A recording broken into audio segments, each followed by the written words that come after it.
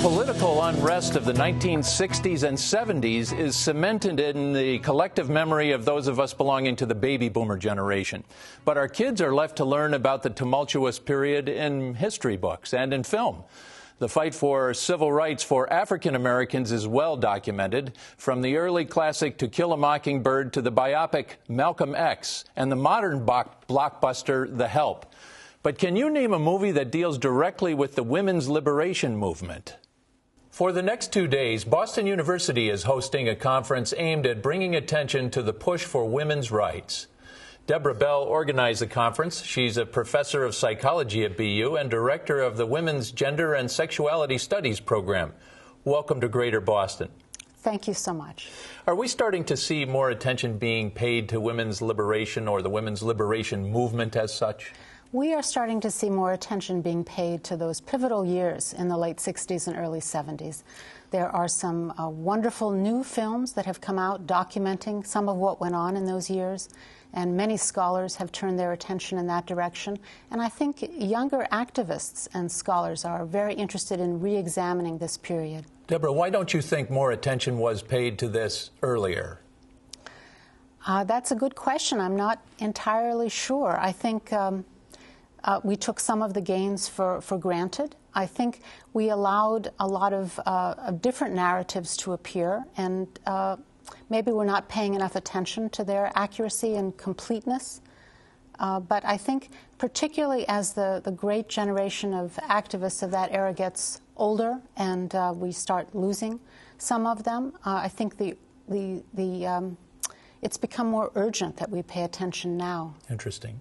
Let's bring in Linda Gordon. She teaches courses on gender and social movements at NYU and was the keynote speaker at this, or is the keynote speaker at this week's conference. She's also an esteemed and award-winning author. Thanks for joining us, Linda. I'm delighted to be here. What does the women's liberation movement look like to you today?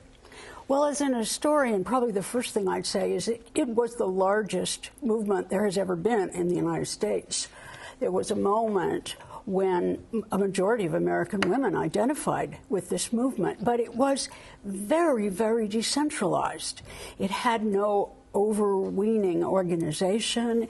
People developed that movement in their own way, in their own places, so it has been difficult to write about, difficult to capture a simple essence of the movement. Someone who's written about it is former President Jimmy Carter, who's out with a new book about the subjugation of women titled A Call to Action. In it, he writes, the most serious unaddressed challenge, worldwide challenge, is the deprivation and abuse of women and girls, largely caused by a false interpretation of carefully selected religious texts and a growing tolerance and violence and warfare. Do you agree? Does inequality for women stem from misinterpretation of religious texts?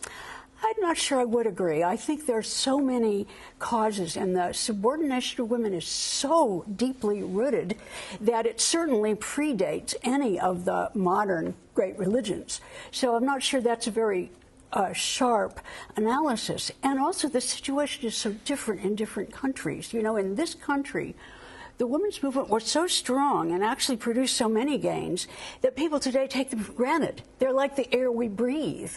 And often what I have to do as a teacher is talk to my students about what it used to be like. I remember talking to them about the series Mad Men, and they would think, oh, this is wildly exaggerated. And I would say, no, that's exactly what it was like. How we grew up. Yes. Now, Facebook COO Sheryl Sandberg famously urges women to lean in. Here's how she describes gender disparities in the workplace. The numbers tell the story quite clearly. 190 heads of state, 9 are women.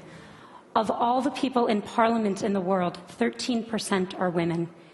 In the corporate sector, women at the top, C-level jobs, board seats, tops out at 15–16%. The numbers have not moved since 2002 and are going in the wrong direction.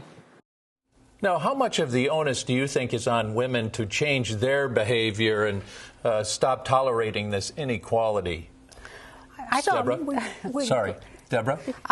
I think we have to get together on this. I think much of the emphasis with Lean In is thinking that an individual woman should change her behavior and she will rectify the problems that affect herself individually. But the power of the women's movement is banding together, is seeing what are powerful social forces and developing a powerful social force to deal with this.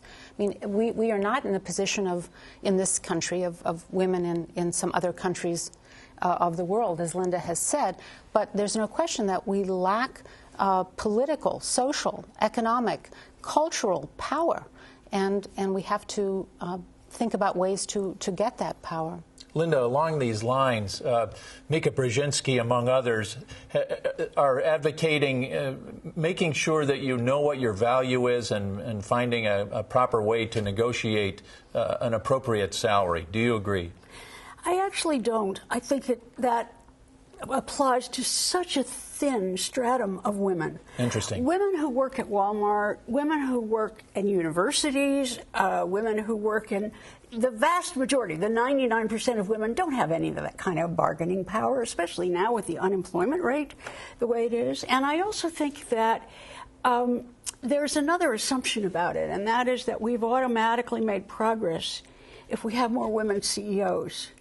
And I'm a little skeptical about that. I just noticed, for example, that in the recent New York mayoral election, if you don't mind my talking about another city, that's fine, where I live, the female candidate was, for example, on the record as opposed to requiring employers to provide sick leave for their employers, whereas the male candidate has a lot of progressive policies for women, including establishing a center about domestic violence, appointing a feminist commissioner of health.